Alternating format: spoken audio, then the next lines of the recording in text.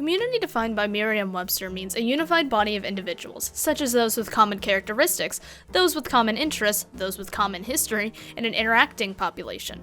Urban Dictionary defines it as the show community. So in this case, we'll be using the Merriam definition. Anything can have a community since the formation of a community often relies on common interest. Video games very commonly have communities form around them, both an overarching one and some smaller, more specific ones. Communities are often very important for video games, TV shows, and movies to have because a property is often defined by its community by outsiders.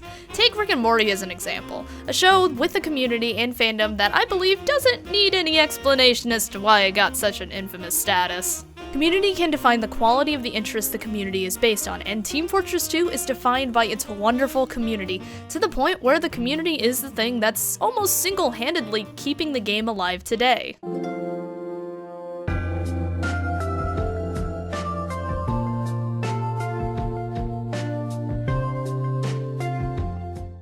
The word dying gets thrown around a lot haphazardly these days. If I had a nickel for every time I heard the phrase X game is dying or dead, I'd be richer than the Mann brothers who rented the Alamo for a meeting. TF2 has been categorized as both dying and being dead for years.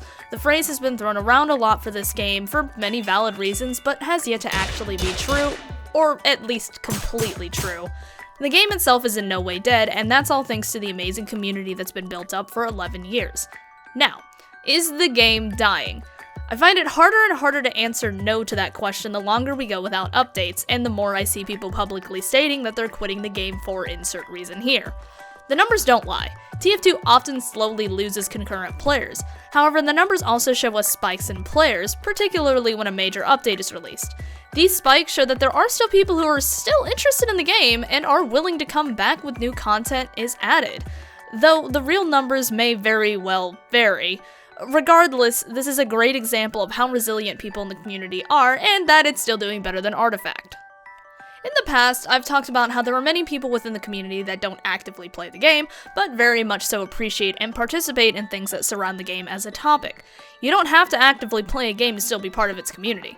This is something that is very much so seen within TF2s. The TF2 community is vast in its sub-communities and talents. In one corner, we have the modelers that frequently upload cosmetic items into the workshop in hopes of getting them into the game officially. In another, we have the mappers who create both serious and joke maps for players to enjoy. Add in around 7 more corners and you have the entirety of the TF2 community, which you can see is quite extensive. I myself have participated in 7 of these all at some point in my time playing this game, and each one has one specific thing in common. They all love TF2. I've noticed that the artists, cosplays, and role-playing corners often consist of people who don't actively play the game anymore. In fact, some never did. I believe this shows just how influential the game really is. This showcases the fact that TF2 is much more than its gameplay. It's the characters, art style, and world, and that's something only accomplishable by a truly successful game. TF2 is a game where you can appreciate different aspects of it, but still participate in a section of the community. You aren't obligated to play it. You can get joy out of the characters, and heck, all the thousands upon thousands of fan-made content. It's a no-brainer that the past few updates the game has received, there's been very little content added by Valve. Let's look back at what are considered the last 4 major updates, shall we? Nope. Get out of here, SkyminSlash 2018. Your singular cosmetic crate doesn't count. Let's start with Jungle Inferno, the earliest of the bunch and the update with the most Valve-created content. In Jungle Inferno, we were given a whopping 5 new weapons, all of which were created by Valve. 6 new maps, only one of which was created in-house, with the rest being community-made. 7 new taunts, 2 of which were made by Valve. 45 new cosmetics, with 4 additional hats that are unobtainable, of which a single one of these was made by Valve. And 43 war paints, 30 of which were Valve made. And a bunch of contracts and balance changes that were obviously done by Valve. If we eliminate the contractor-related things and the balance, Valve created approximately 26% of the entire update according to my horrible math skills. Now, of course, all the things that had to be done by Valve have to be counted, so let's consider that stuff, say, 40% of the update. With this generous additional percentage, Valve made around 66% of Jungle Inferno, leaving the community to have contributed 36-ish% of the overall update. Valve did good here in terms of the amount of content they provided themselves. Next, we have SkyminSlash 2017. In this update, we received 20 cosmetic items, all of which were community made. 16 war paints, one of which was given to every player and the only Valve made one. 30 new festive weapons, which were literally just mapping Christmas lights on a normal weapon, which, yes, were all done by Valve. And 6 taunts, which, surprise surprise, were all community made. Factoring in the fact that the Festivizer basically just expanded the weapons it could be used on, which, comparatively to the rest of the items in the update, wasn't much work, so I'll be halving their value. SkyminSlash 2017 had a whopping 33% participation from Valve themselves. For the sake of what it brought, I am going to count the community named Blue Moon update in this, since when looking at the patch notes, it actually was a pretty important update. So, Blue Moon gave us 19 new cosmetic items, which, again, were all community made. But most importantly, the competitive mode revamp, balance changes, and many, many bug fixes. Acting as the one outlier in this overly long example, we're gonna say that Valve contributed around 70 to 80% of the content added here due to the weight of the competitive revamp and the balances held. This was a good attempt at an update, even if in-game competitive is still dead. Finally, we had Scream Fortress 2018. For the last time, we got 24 community-created items, 10 community war paints, 5 spooky community maps, and 2 in-house Valve taunts. You're starting to see the issue here. Valve made around 5% of the update. Sadly, this isn't just a recent thing. Valve has more and more frequently been handing the update reins over to the community since Australian Christmas 2011. Or at least the cosmetic item reins. Now, I should really note here that the TF2 team itself is incredibly small, and this makes creating content very hard. I have little ill will towards those on the team because I'm sure they're trying their damnedest to support this game, even if we have almost no communication from them. It's Valve as a whole that I personally have a negative opinion on, but that's a slimy can of worms that won't be opened in this already bloated video. My point in trying to show these statistics is that the community has consistently been creating wonderful creations ever since the game released. With easy access to the Hammer editor and the ability to create and host servers that anyone can join, the creative freedom was there from the start and the players took it and ran. From there, we eventually got SFM, which gave people the ability to make wonderfully creative posters and animations. Seriously, there are some amazing animations out there from people who just do it as a hobby, and even some who do it professionally. The community was given the tools to be creative, and over the 11 years the game has been around, some absolutely astounding things have been made. Some of the best in-game content has come from the community as well, regardless of whether or not it was put into an official update by the team themselves. The community gave us competitive. I'm not talking about that basically dead mode sitting in the menu that gives players no reason to play it. I'm talking about legitimate community-made, competitive, complete with class limits, weapon bans, and leagues.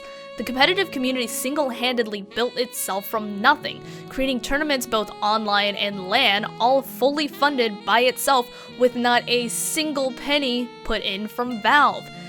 This community in and of itself is amazingly put together to the point where it could be discussed in its own video, or even in a well put together documentary.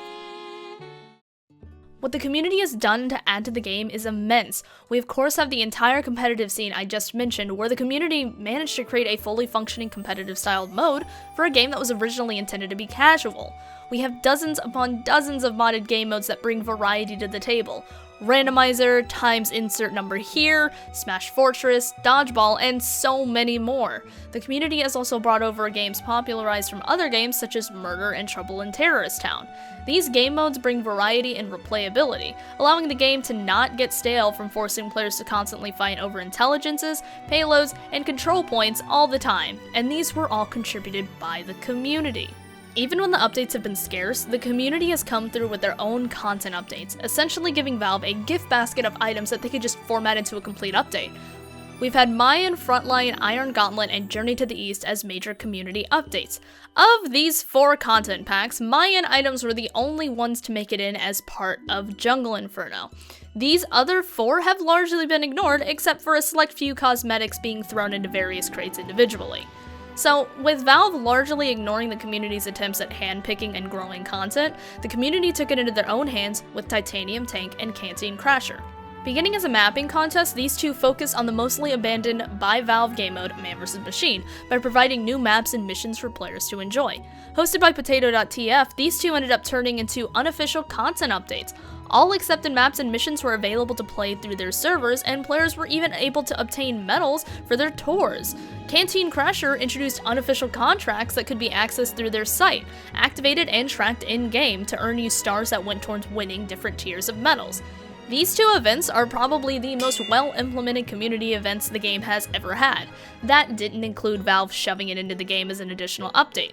Even without these two community events, the accessibility the game itself offers to players to experience unofficial content, whether that be maps and game modes through community servers or cosmetics through the workshop, some of which come with mod capabilities, is so extensive. So jumping off rail onto another, here's a question many have asked. Why not give the community reins of the game's updates, that way the devs don't have to be the ones to spearhead updates like Jungle Inferno? So let's dive into Skymin's solution. I'm going to get the obvious answer out of the way first, handing the game over to the community. Now, I want you to really think about this. Would you really like to give the official game to a community full of people with varying degrees of skill, interpretations, and possibly sanity? I don't know about you, but I'd like to keep items like the Motherly Father out of the game, even if I always get a chuckle when I see it. TF2's artistic integrity has already suffered over the past few years due to what the official devs have accepted into the game. If the community was given completely free reign, I'm terrified to see what abominations would officially be in the game. Mods exist for a reason, people. If you really want to hit people as Pyro with a leg lamp, go right on ahead and install it as a mod, but I'd prefer that not to be in everyone's game, even if it was a major reward. Handing a game off completely to a community is an incredibly dangerous thing because as great as the community may be, they can very easily and very quickly ruin it. Despite the community's best interest in the game, they don't necessarily know the best course of action for TF2, or any game for that matter. In the case that Valve does indeed decide to let the community make the updates, here's my proposition for what they should do. The devs should reach out to only the most accomplished community members that have proven their skills and understanding of the game. This means people like Winglet for animation, Sedimentary Socks for modeling, UEAK Crash for maps, Uberchain and Pybun for promotional artwork and graphics, and people who have heavily worked on some of the most extensive mods, like the TFC and Custom Weapons crew. Valve should go out and seek people who have skills high enough to develop the game in an official manner, only keeping on some former TF2 team members as moderators for the final product. However, this raises a problem. Valve would need to pay them. The chances of a whole team doing game development for free is likely 0%. While these people obviously love the game, they can't work for free. They need money to live. Valve would have to compensate them somehow, and once money starts getting involved, that makes things difficult. If the community was off the table, then the last solution before it would be all in Valve's hands would be to outsource the development to another company. This is common practice in games and animations where the outsourced company is given guidelines to follow, but in the end, they end up being the ones doing all the hard work and creating the code and assets. After that, I don't really know. I really don't. If they don't hire community members or outsource to another company, Valve is the last option. And Valve is Valve. We all know the issues that come with them. I don't need to rant about Valve since I do it almost every time I stream at TF2 on Sundays over on Twitch, starting sometime during the afternoon of the EST time zone. If it wasn't for the community that was built around TF2, the game likely wouldn't have lasted as long as it has, or at the very least it wouldn't have gotten as popular as it has. Not only has the community provided the TF2 team with the usable in-game content for years and years, but in a way they've also provided them with free marketing. The best examples of these are SFM and Gmod animations that float around the internet, specifically YouTube. These animations are accessible to anyone, but most importantly to those who are unaware of TF2's existence. TF2 characters, settings, and plots are often used within SFM and Gmod videos. The beauty of these animations is that the viewers don't necessarily have to recognize the context of the characters or models being used. They can enjoy the animation and plot for what it is, but the characters may likely pique their interest and cause them to look into TF2. Considering Valve's poor marketing, especially in recent years, the community is instrumental in getting TF2's name out there. The community has the capabilities of inadvertently marketing the game by simply creating content that's available to be seen on the internet. In some ways, the community has done a better job at marketing than Valve, and with things like Team Fabulous 2 and Live and Let Spy, that wasn't even their intentions. A game is often defined by its community, and TF2 has one of the strongest, most creative communities out there. I mean, we have to be strong when our developers leave us in the dark for over a year.